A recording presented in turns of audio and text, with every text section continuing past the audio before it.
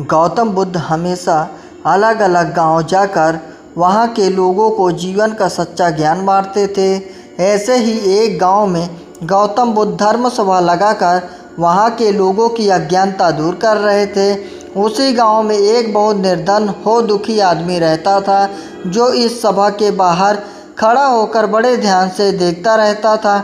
वह देखता था कि जब कोई अशांत और दुखी व्यक्ति इस सभा के भीतर जाता, तब ऐसा लगता कि जैसे वह दुनिया का सबसे बदनसीब इंसान है, और जब वह घर लौटते समय उसके मुख का तेज और खुशी दुनिया के सबसे खुशनसीब और सुखी इंसानों वाली होती थी।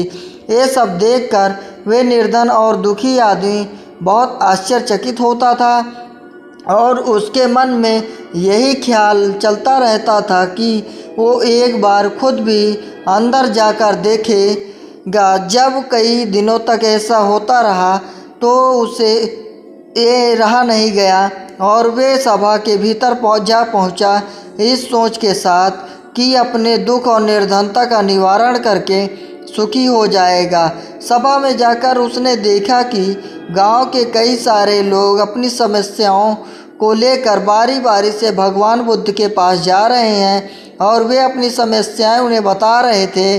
भगवान बुद्ध उनकी समस्याएं बड़े ध्यान से सुनते और हर समस्या को उसका निवारण और कारण भी बताते, जिसे सुनकर वे लोग खुश हो जाते।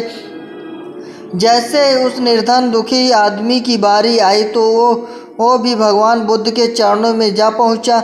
उसने अपनी गरीबी और निर्धनता के कारण पूछते हुए भगवान बुद्ध से कहा कि मेरे इस गांव में सभी लोग अमीर हैं, सबके पास बहुत धन है, जिससे वे सब सुखी हैं, तो भगवान ने मेरे साथ ऐसा ही क्यों किया? मुझे यह इतना निर्धन और गरीब क्यों बनाया?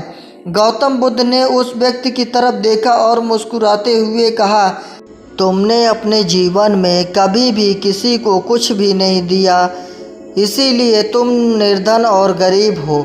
यह सुनकर उस गरीब को और भी ज़्यादा आश्चर्य हुआ।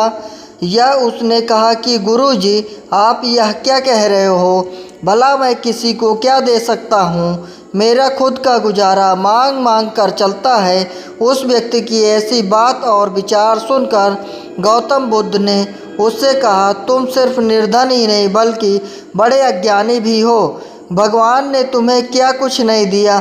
मुस्कान दिए जिससे तुम दूसरों को जीवन की आशा की नई किरण दिखा सकते हो, वाणिज्य जिससे तुम मीठे बोल बोल कर लोगों का दुख और दर्द खुशियाँ बांट सकते हो, और दो मजबूत हाथ दिए जिससे तुम लोगों की सहायता कर सकते हो। अब तुम भी बताओ, जब तुम्हारे पास इतना कुछ भी तो है तो तुम निर्धन कैसे हुए? गरीब और निर्धनता ये तुम्हारे मन का एक भ्रम है। इसे तुम जितनी जल्दी दूर करोगे उतनी ही जल्दी तुम सुखी और संतुष्ट हो सकोगे। वे व्यक्ति समझ गया कि हमारे जीवन में दुख इसी कारण से थे। वह व्यक्ति अब गौतम बुद्ध से ज्ञान प्राप्त करके अपनी दुख और दरिद्रता का कारण समझ चुका था। अब उसकी सोच बदल चुकी थी। चेहरे पर भी वही चमक और सुख दिखने लगा जो वे सभा से बाहर जाते लोगों के चेहरे पर देखा करता था। दोस्तों, गतिशील पानी यानी कि वक्त के साथ बदलते सकारात्मक विचार और स्थिर पानी यानी नकारात्मक विचार जो सुनकर हमेशा आपको दुख और असंतुष्ट का एहसास कराती है। इसीलिए जो विचार में हमें दुखी करते हैं, हमें उसे बदल देना चाहिए, क्योंकि हो सकता है वही केवल एक भ्रम। दोस्तों, हमारे पास जो है हमें उसी में सुख रहना चाहिए, ना कि दूसरों को देखकर दुखी होना चाहिए। वीडियो आपको अच्छा लगा है तो चैनल को सब्सक्राइब करके बेल आइकन प्रेस करके हमें सपोर्ट करें।